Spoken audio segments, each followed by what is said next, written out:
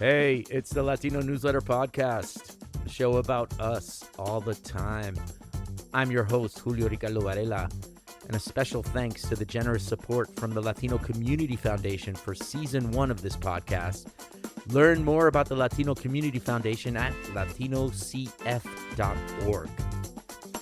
So it's Thanksgiving week. We're going to continue our series about the Latino vote, post-election takes, and dig deeper a little bit into that. And for this show, we have a fabulous guest from Miami. So let me read parts of their bio. Jesus Lara is president of local media in the U.S. at TelevisaUnivision, the world's leading Spanish language media and content company. In this role, Lara leads the company's local TV and radio operations and sales across the country, including in major markets such as Los Angeles, New York, Miami, Dallas, Houston, and Chicago, and will continue overseeing the audio strategy for the Euphoria Audio Network. And Jesus has earned several recognitions in the industry, including being named one of Billboard's Power 100 in 2020 and 2022. And he's been featured numerous times by Radio Inc. on its list of the 40 most powerful people in radio. That's pretty cool. So Jesus Lara, welcome to the Latino Newsletter podcast. Thank you, Julio, for offering us this opportunity, and we are thrilled to join you to talk about this really important topic today. This entire Spanish language coverage of the election has been a topic that I've been following really closely ever since Enriquez Acevedo's interview last November, where I think a lot of the points that President-elect Trump made were lost. Set the context for me first. What is it that you actually did? Because I don't think a lot of people know this in the English media world. For over 3 years now, there's been an ongoing conversation internally around how Univision has a mission to inform, empower, and entertain. But that mission to inform and empower has to include all voices. Over 2 years ago, our leadership made the decision to shift to the center and ensure that we can be a platform for both voices of the left, but also increasingly impactful voices on the right. And that interview that you're referring to with President-elect Trump in November of 2023, it certainly wasn't the first time that we invited a Republican leader on air. We had done that many other times at a state level and also at a national level. Yeah. But I think, to your point, I think that created a lot of attention, certainly. And I think that was the beginning of a shift to the center, which our leadership made very clear to all of us at the company. And I got to say, I think our news team has done an incredible job ensuring that they give access to all sides of the conversations. Let's stick to that. When you say there was a shift to the center, why the shift? I think that there has been a perception for years that Univision was a platform that really only enabled messages of the left. And that is something that we really wanted to tackle head on. So we were very prescriptive in ensuring that we invited leaders of the Republican Party across different candidates to come on air and talk to our audience about their proposals. There was certainly a perception which we wanted to change, and I think the news team did a very successful job in changing that. My personal opinion is that it was very comprehensive election coverage. Not that you haven't done that in the past, but it felt very comprehensive. Talk to me of the last year. What did you all actually do to make this so intentional? A lot of work was done by our news leadership from an editorial standpoint, not only inviting President-elect Trump for that first interview and then subsequently ensuring that when we were going to do the town halls, we gave each candidate equal time. But at a state level, we were very prescriptive in inviting Senator Cruz on air. He did numerous interviews with us across several of our local stations in Texas. We also ensured that other Republican voices had as much access as any of the Democratic voices have that have historically have access to our community. So that was from an editorial standpoint. And again, I totally agree with you. I think that our news team has done a really excellent job in representing all voices during this cycle.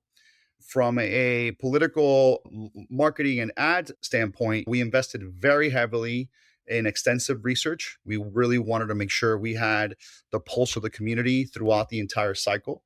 Granted, this was an election that was unprecedented because of the number of changes that happened at the tickets, obviously at the presidential level. But we were very intentional in ensuring that we had as clear of a picture as possible of what our community was thinking, how they were feeling, and ultimately be able to guide and be part of the guidance as to how we thought the election was going to turn out. And I will tell you that one of those research efforts that we did, which was actually published just 6 weeks before the election, actually hit on the share of Hispanic voters that were going to turn out for Harris versus Trump on the money. We Yeah. actually published some research on October 4th, and we specifically said that Harris was at that time was capturing 55% of the Hispanic electorate, which was the lowest share of any Democratic presidential candidate. Since 2004, no matter how you look at the exit polls or the polling. I'm really glad you're here, and I'm really glad you've been so open about the intentionality. It's too easy to just say, oh, big media, big corporate media, Televisa, here we go. Like they have a history, white Univision, not covering black voices. I've heard all the critiques, and I'm sure you've heard them as well, Jesus. So I'm not here asking you any questions that might surprise you.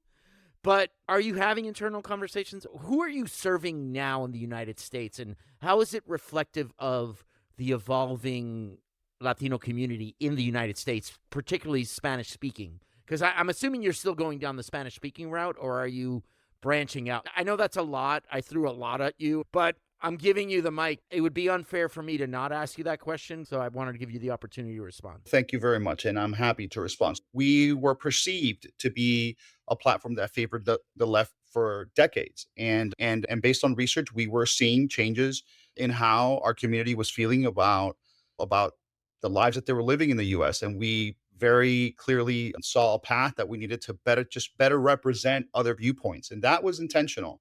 Julio, that was very intentional. And as far as what we did about it, look, again, we just reached out to all sides and created programming opportunities that everyone can participate in. And I think that was partially driven by research findings. That was partially driven by a need for us to be a platform that represents the totality of the Hispanic community. As far as your question regarding if we are a Spanish language media company. We super serve the Spanish language community, but we also super serve the bilingual community. We firmly believe, and our research tells us, that addressing this community in Spanish not only enables those leaders to authentically convey those messages, but it has a very important impact in cultural resonance, where those Hispanics that might live their lives in English or in a bilingual world, Yeah. when they see outreach in Spanish, that has a real authentic impact in how they perceive that candidate's message. A lot of campaigns have historically believed that they can reach and sway the Hispanic community by advertising to them only in English on English language platforms. And they may be able to be reaching those Hispanics, but reach certainly does not equal relevance. And we firmly believe that relevance is attained by speaking to the community authentically. And that would certainly include a very significant effort in Spanish language. Thank you for the answer. I have another follow-up to that, because part of that communication is when you're dealing with English-speaking candidates. I mean, it's not Marco Rubio doing a Spanish language interview. It's Donald Trump. It's Kamala Harris. In the specific case of those candidates, hearing an interpreter say something in Spanish of a candidate like a Trump or a Harris is not the same as hearing it directly in English. Absolutely right. Donald Trump doesn't sound like an interpreter. That's not Donald Trump in Spanish. You know what I'm saying? Understood. And look, and we continue to look for ways to perfect that translation because it is very nuanced. We have done both dubbing and in some instances on our digital platforms, we've done subtitling. But ultimately, the community that's watching us is expecting content in Spanish. So we have to do our best to translate those messages that the candidates deliver in English to Spanish language.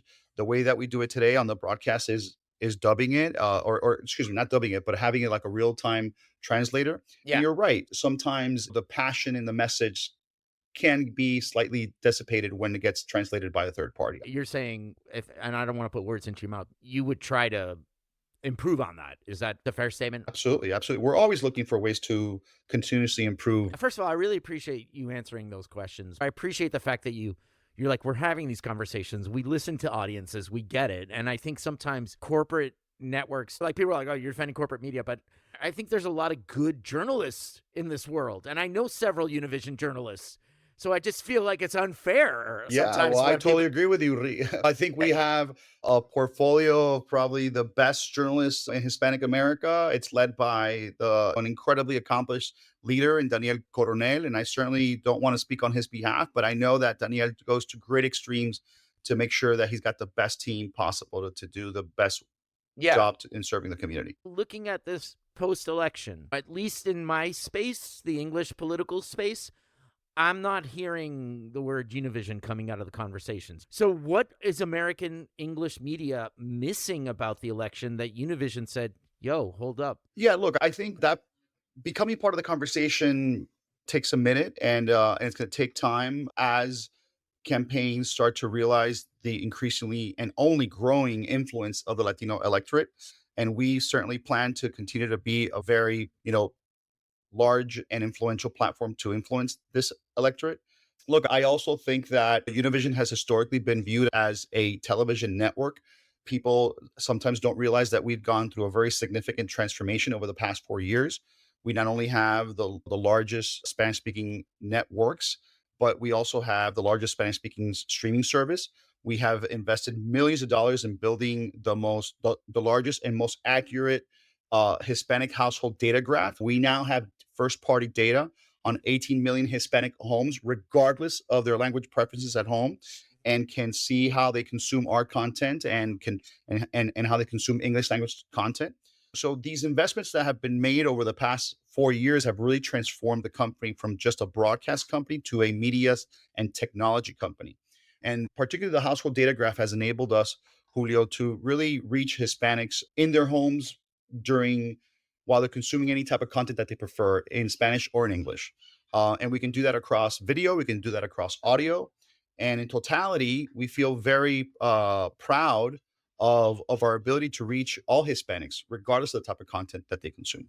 So if you could tell the rest of American English language media, what'd you miss? I think that what a lot of the media missed, and I think a lot of campaigns missed, is that identity politics have been the sort of headlines for many years. And I think that the result of the past 4 years on Latinos' pocketbooks and the communities at large has really taken the lead now. It's all about, and we have been saying this for over a year. Hispanics are less and less tethered to ideology. They are increasingly issue voters, and they're going to vote on the issues that impact their families and their homes. And I think this election was was clearly that. Ultimately, this election was won by President-elect Trump because he focused on the issues that are kitchen table issues for Latinos across the country. Jesus Lara, thank you so much for being on the Latino Newsletter podcast. Julio, a ti. Okay, so as you know, I'm very aware of some of the issues that Univision has had over the years. I've written a lot about it. I'm really thankful for Jesus for showing up and having the conversation. I didn't think the push to go more towards the center was an intentional strategy that was discussed at the company. I thought that was interesting. We will see where the future of Spanish language media goes, but no matter what the demographics are telling you, that we're becoming more English dominant as a community, as a Latino community, Jesus's perspective got me thinking about where Spanish language media goes. Anyway, so that's episode 18. The Latino Newsletter podcast is produced by me, Julio Ricardo Varela, and my homie, Joaquin Kotler. Mixing and sound designed by Joaquin Kotler. Music by Cast of Characters via Soundstripe. You can now donate to us at thelatinonewsletter.org. We're at 29% of target for end of year. And if you're in the show notes, there's a donate tab. And if you like what you heard, share this podcast, rate, review us wherever you get your podcasts. We are on Spotify. We're on Apple Podcasts. We're on Audible, iHeartRadio, YouTube.